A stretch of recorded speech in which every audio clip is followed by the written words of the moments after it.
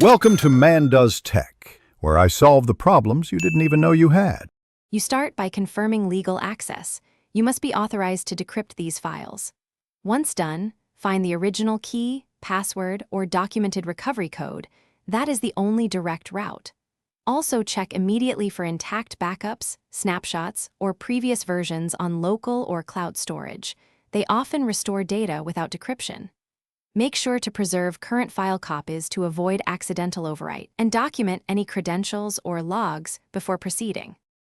Next, identify the specific encryption tool or vendor that produced the encrypted files, because their official recovery utilities are designed to work safely. Once identified, obtain and run the vendor-supplied recovery or key retrieval tool. These tools know how to apply your existing keys or recovery codes properly. After recovery, verify file integrity with checksums or previews before overriding originals, and keep an audit log of actions. This preserves evidence and prevents accidental data loss. If official tools fail or keys are missing, escalate to vendor support or certified data recovery professionals who operate within legal boundaries. Before you hand off files, prepare proof of ownership, system logs, and a copy of the encrypted data. This speeds resolution.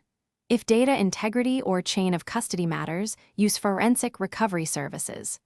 Troubleshooting tip: if recovery stalls, stop further attempts to avoid corrupting remaining metadata. Consult a professional to prevent irreversible damage. Thanks for watching. If you found this helpful, don't forget to like and subscribe.